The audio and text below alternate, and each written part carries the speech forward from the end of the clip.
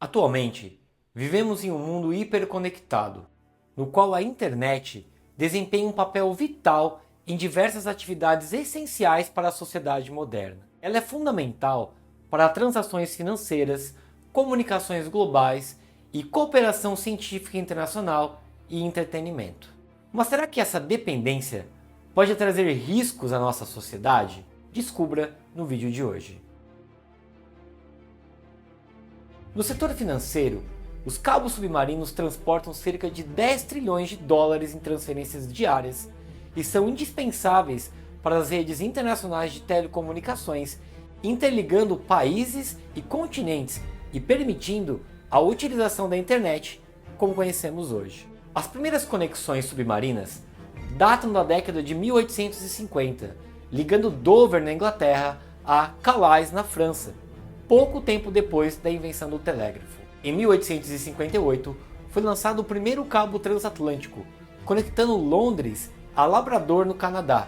Naquela época, esses cabos eram bastante frágeis, protegidos por uma mistura de substâncias à base de cannabis e borracha indiana. Desde então, as conexões submarinas evoluíram de forma significativa, passando a ser feitas de fibra óptica. Hoje, os mais de 485 cabos submarinos em operação são responsáveis por mais de 95% do tráfego de dados intercontinentais, com o restante sendo realizado por satélites.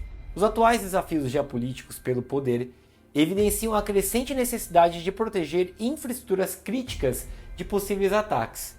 Uma dessas infraestruturas, muitas vezes subestimada, porém crucial, são os cabos submarinos. Esses cabos são tão essenciais para a revolução digital quanto para a expansão do poder computacional e os avanços na inteligência artificial. A construção dos cabos submarinos remonta a tempos mais pacíficos, quando ainda não representavam uma vantagem geopolítica. Inicialmente, o objetivo era apenas possibilitar serviços de comunicação mais rápidos.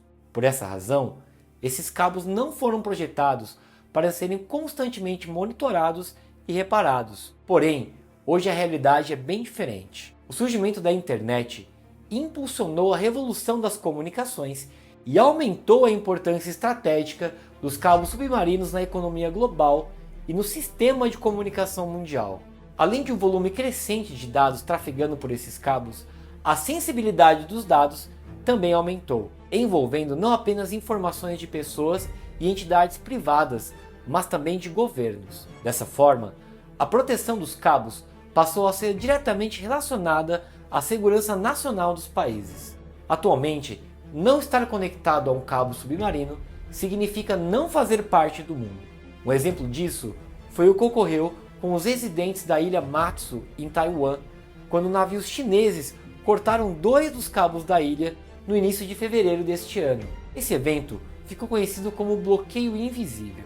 A interrupção afetou empresas, aeroportos, hotéis, plataformas de comércio eletrônico, prejudicando os negócios locais. Durante 50 dias, os residentes tiveram acesso limitado à internet, utilizando um sistema de transmissão de rádio por micro-ondas que fornecia um acesso lento e insuficiente. Felizmente, em 31 de março, as autoridades taiwanesas conseguiram enviar uma embarcação reparadora para consertar os cabos. Normalmente, a espera é longa, porque a demanda pelos 60 navios de cabos no mundo supera a sua oferta, especialmente porque alguns desses navios também fazem novas instalações, além de reparos. Isso torna evidente como os cabos submarinos se tornaram um tema sensível para os países, especialmente em um cenário de instabilidade nas relações internacionais entre as grandes potências e com a invasão da Ucrânia pela Rússia. Mas aproveita que a sua internet está funcionando certinho e já deixa o like nesse vídeo e também se inscreva no canal. Continuando agora. Um fator complicador na proteção dos cabos submarinos para os países é que eles são em grande parte propriedade de empresas de comunicação privadas. Esses cabos geralmente são financiados por consórcios de empresas de telecomunicações e grandes empresas de tecnologia.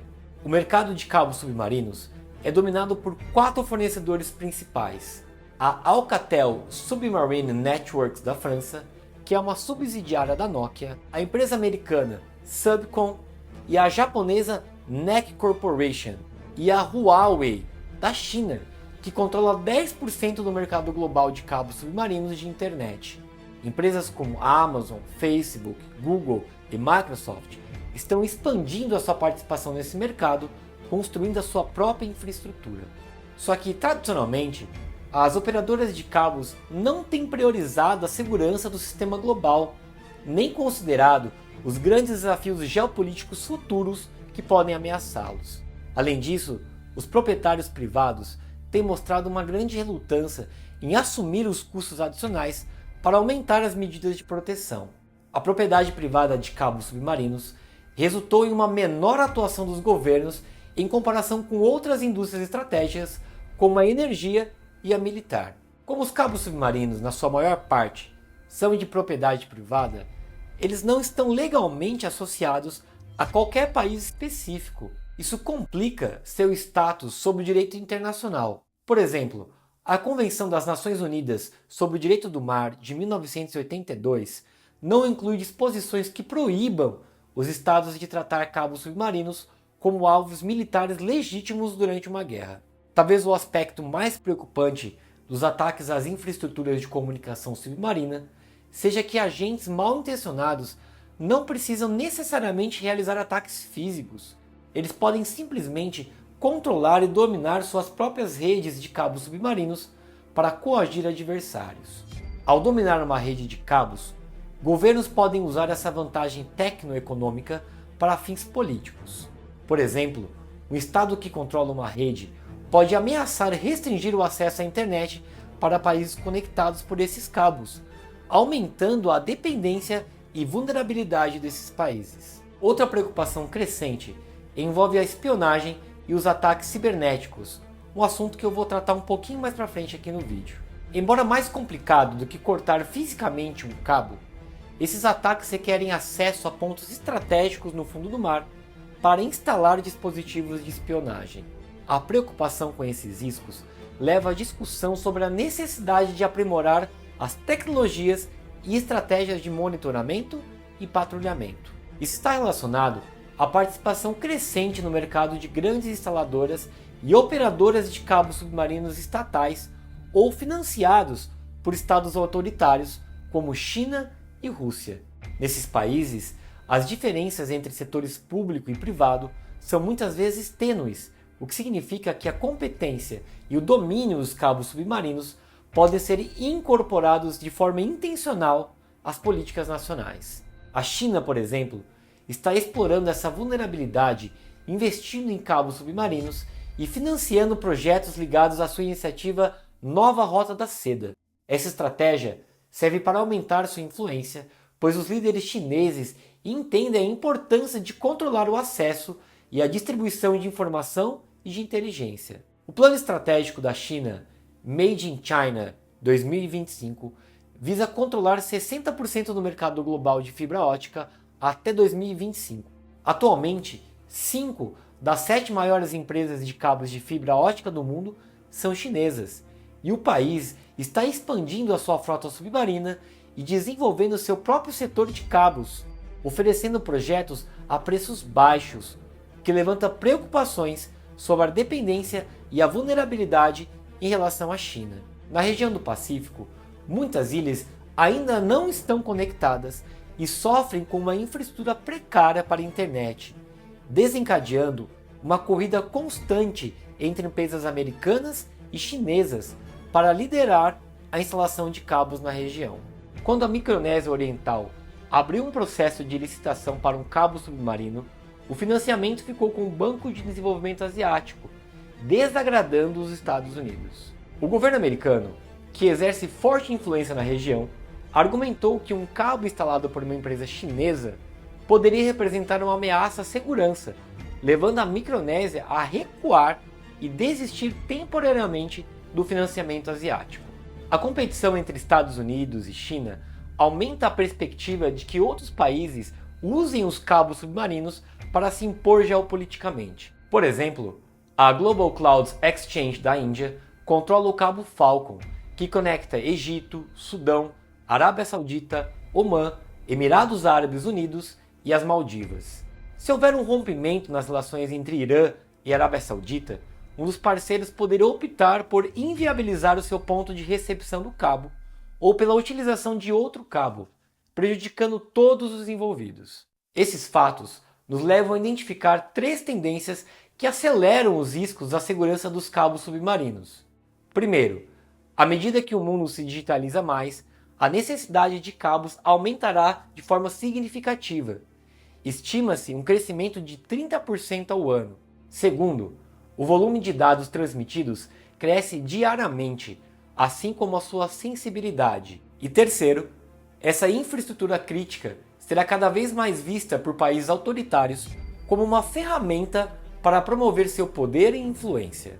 Dada a importância crítica dos cabos submarinos para a segurança transatlântica, garantir sua total proteção deve ser uma prioridade coletiva.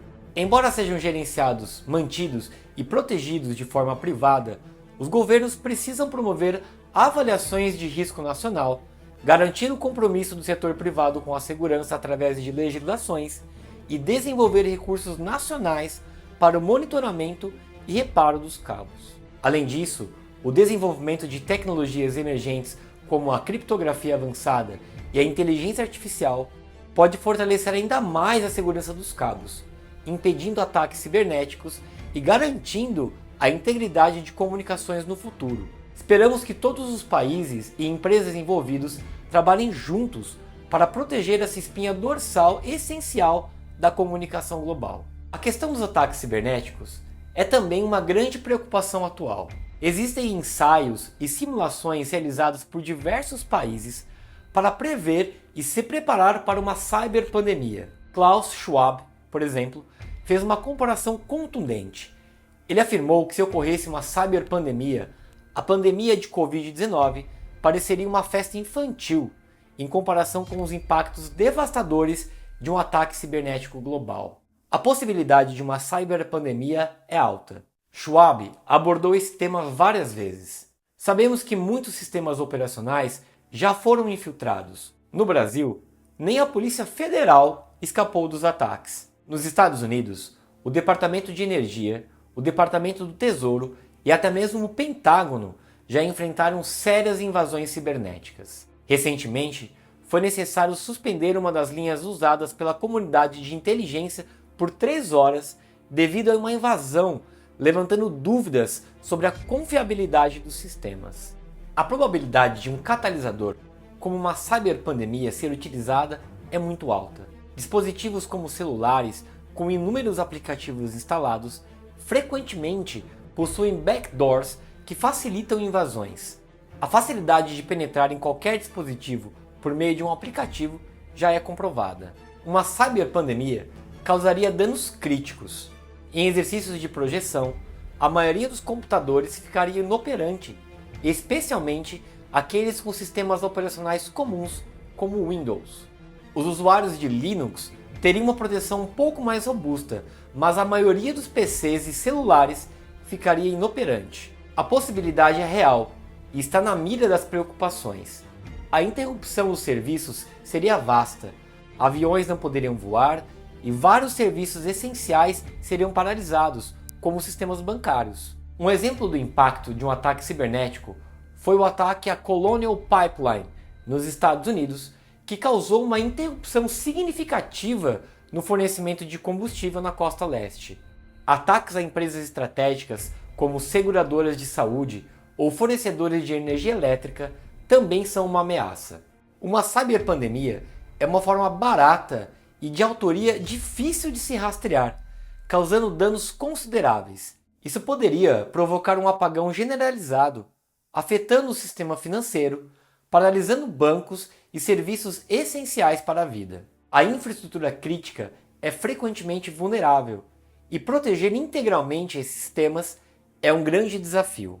Com o avanço da tecnologia, agências de inteligência têm voltado a métodos antiquados de comunicação para evitar interceptações. Por fim, a possibilidade de uma cyberpandemia é real e as suas consequências seriam devastadoras, paralisando serviços essenciais e destacando a fragilidade das infraestruturas críticas em âmbito global.